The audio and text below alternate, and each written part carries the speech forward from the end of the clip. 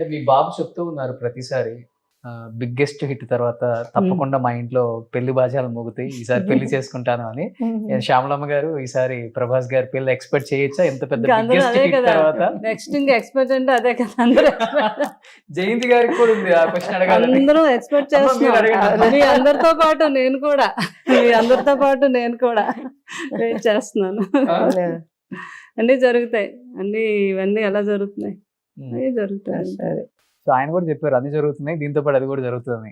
ఈ సినిమా ఇంత ఇచ్చారు, ఈ ఆనందం ఎన్ని సంవత్సరాలైనా ఇంకా మాకు కొత్తగానే ఉంది. ఈ సినిమా అప్పుడే రిలీజ్ అయిపోయి అప్పుడే ఫస్ట్ వీక్ అయిపోయి సెకండ్ వీక్ వచ్చేసిందని అనుకోవట్లేదు మేము. అవును, ఇంకా అప్పుడే రిలీజ్ అయ్యి ఆనందాన్ని ఇంకా అలాగా మారుమోగుతూనే ఉన్నాయి చెవులు.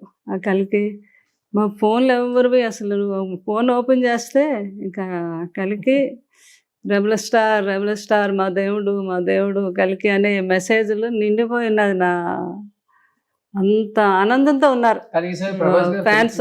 పెళ్లి ఫిక్స్ అయిన తర్వాత కొంచెం బాధ కూడా పడతారు, ఎందుకంటే ఇంత ముందు చేసుకుని ఉంటే ఒకే ఇండస్ట్రీని పిలిచే వాళ్ళం, మనం ఇబ్బంది ఉండేది కాదు. ఇప్పుడు పాన్ ఇండియా స్టార్ వాళ్ళు పెళ్లికి ఎక్కడ చేయాలి బాబు పెళ్లి, ఎలా పిలవాలి, ఎక్కడ స్టార్ట్ చేయాలి, ఆయన పెళ్లి భూమి మీద చేయాలి, లేకపోతే కాంప్లెక్స్ లో చేస్తాం,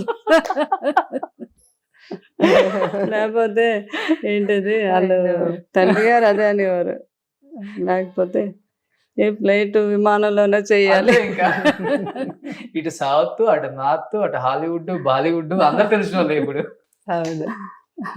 హైదరాబాద్ ఫంక్షన్ హాల్ సరిపోవు, అదైతే చాలా కష్టం. అంటే పాపం ఆయన అభిమానించే అభిమానులు అంతమంది ఉన్నారు, ప్రతి ఒక్కరికి ఉంటది కదా చూడాలని, ఎవరిని కాదనలేము. కాకపోతే అది ఎలా చెయ్యాలి అనే ఆలోచనే పడుతుంది ఎన్నో వందల సంవత్సరాలు ఆయనకి. సో లాస్ట్ అండ్ ఫైనల్ గా చెప్పండి అమ్మా, మహాభారతం గురించి మీరు బాగా వినుంటారు, చదివుంటారు, దానిలో ప్రతి క్యారెక్టర్ గురించి మీకు బాగా తెలుస్తుంది, దాంట్లో అసలుకి వేరే థాట్ కూడా లేదు. ఇప్పుడు కలియుగం అంటున్నారు, కల్కి 2898 AD అంటున్నారు, అంటే ఎలా ఉంటుందో చూపిస్తున్నాం ఇప్పుడు మనం. నిజంగా మీరు విన్న మహాభారతం క్యారెక్టర్స్ స్టోరీ అంటే ఏమని చెప్తారు? అంటే మనకు అందరూ ఫస్ట్ మహాభారతం అంటే మనకి చిన్నప్పటి నుంచి చదివిన మహాభారతం, కానీ ఏంటంటే మనకి జస్ట్ సినిమా చూడాలంటే మినిమం బీటెక్ చదివి ఉండాలని చెప్పేసి ఒకటి ఇప్పుడు వైరల్ అవుతుంది. నేను క్లుప్తంగా చదివిన మహాభారతం, తర్వాత ఈ మహాభారతం అనేది టీవీలో సీరియల్స్ వచ్చిందండి. అవును, మహాభారతం సమ్వేర్ ఇన్ 90s లో అట్లా వచ్చింది. ఎవ్రీ సండే మార్నింగ్ తప్పకుండా మొత్తం అంతా చూసాను. అక్కడే కూర్చుండేవాళ్ళు. సండే పొద్దున వచ్చిందంటే అసలు రోడ్ మీద ట్రాఫిక్ కూడా ఉండేది కాదండి. 90s లో ఆ మ్యూజిక్ వస్తుంది, అందులో కూడా వాళ్ళు కాలం గురించి, ఆ కాలం చెప్పే కథ అన్నమాట అది. ఓకే. సో ఆ కాలం మై హూ సమయ్ అంటూ ఆ కథ చెప్తాడనమాట. అది ప్రతిదీ చూశాను. చూసిన తర్వాత కూడా అవన్నీ సిడీస్ కూడా కొనుక్కొని మళ్ళీ చూసాను. మా దగ్గర ఉన్నాయి ఇప్పటికీ అవి సిడీస్ క్యాసెట్స్, హిందీ రామాయణం ఒకటి.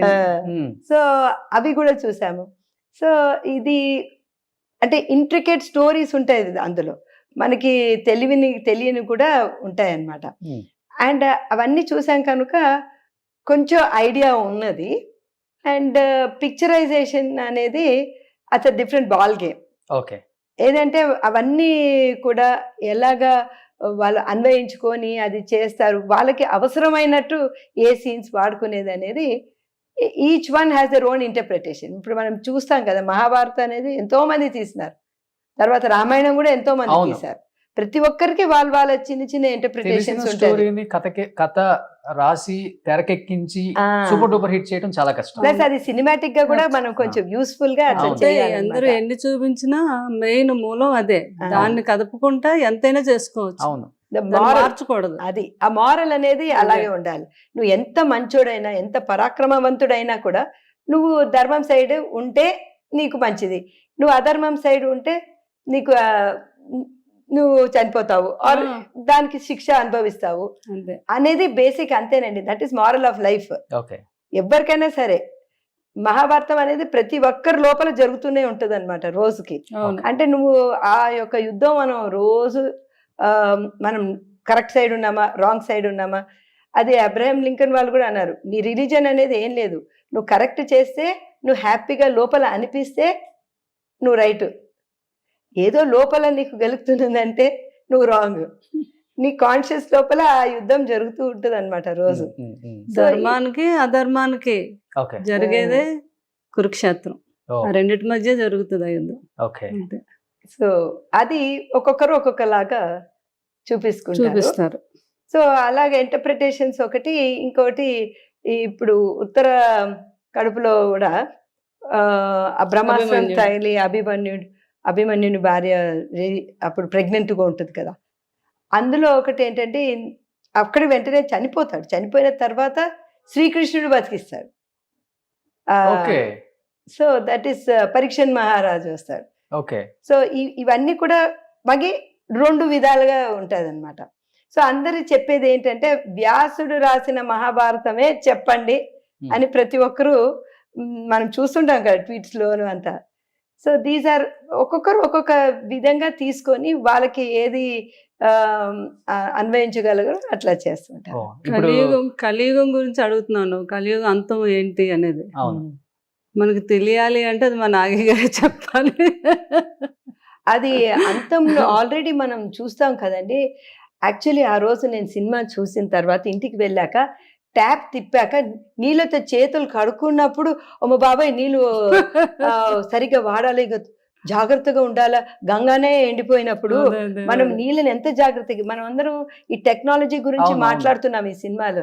నాకు వచ్చింది అది main moral of the story was ఇట్లయిపోతుందా, చెట్లు ఉండదు, ఒక చిన్న ఆకు అక్కడ చిగురిస్తుంటే మనం ఎంత హ్యాపీగా ఉన్నాం.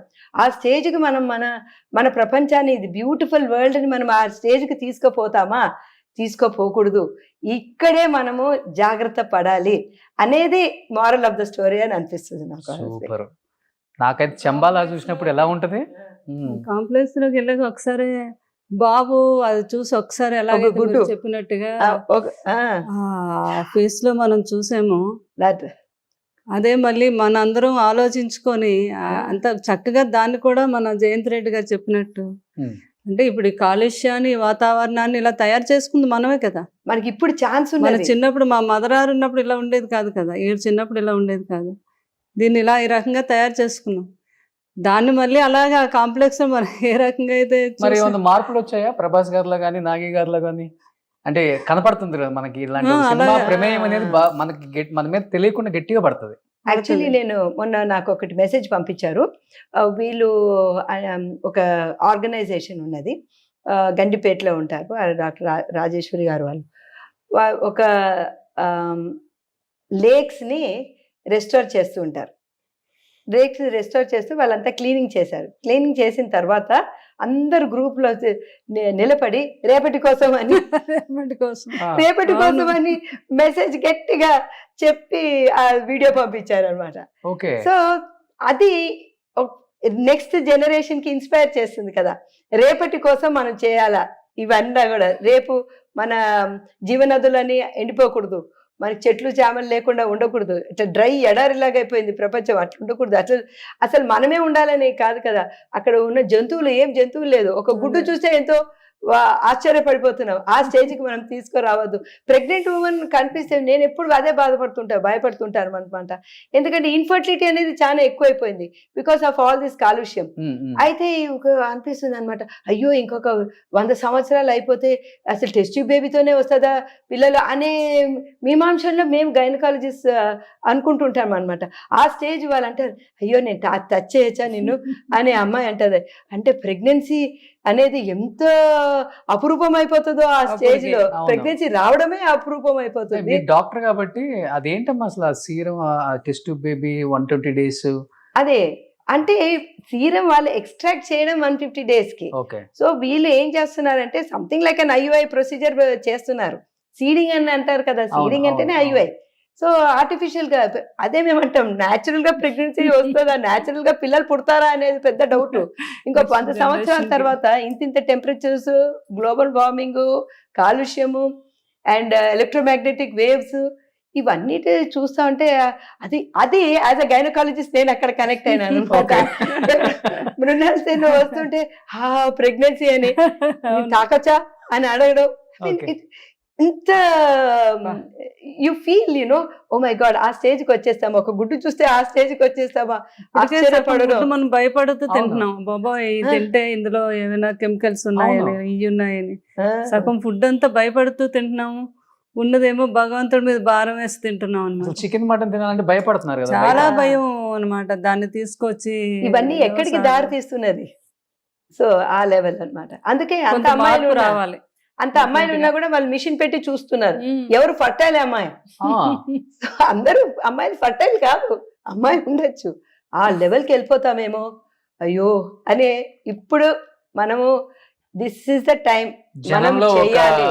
చైతన్యం సినిమా ద్వారా అవగాహన. కలిగించింది. చాలా కలిగించింది. అవును. సో డెఫినెట్లీ Realize అవ్వాలి నాట్ గో అందరూ టు కూడా. దట్. అందుకే ఇప్పుడే మనము రేపటి కోసం అని రేపటి కోసం అని ఇది ఏంటంటే కొన్ని సంస్థలనో లేకపోతే గవర్నమెంటే చేయాలనో కాదు, ప్రతి ఒక్కరు ఇన్వాల్వ్ అవ్వగలిగితేనే దీన్ని మనం అలా తయారు అవును, చేసుకోగలం. అవును, అవును. అదే మన నెక్స్ట్ తరాలు అందరూ హెల్దీగా ఉండాలి, హ్యాపీగా ఉండాలి అంటే ఉమ్. దానికి ఇప్పటి నుంచి కూడా దానికి మనం అవును. మూల కారణం దాని అవ్వాలి. తర్వాత నువ్వు వాన బాగా పడినప్పుడు అయ్యో ఈ నీళ్ళంతా ఎక్కడికి వెళ్ళిపోతుంది అంటే ఆ ఆలోచన దృక్పథం అవన్నీ వస్తుంది అనమాట. సో పిల్లలకి అన్ని కూడా కళ్ళ కట్టినట్టు మనం అవును, చూపించగలం. నిజంగా ఒక ఏజ్ పిల్లలకి, ఊహ తెలిసిన పిల్లలకి ఒక అవగాహన వచ్చింది సినిమా అవును. చూసిన తర్వాత. ఇలానే ఉంటుంది, అవును. జాగ్రత్త పడాలి అనేది ఒకటి వచ్చింది. సుమన్ టీవీలో మీ పర్సనల్ అండ్ బిజినెస్ ప్రమోషన్స్ కోసం కింది నెంబర్కి కాంటాక్ట్ చేయండి.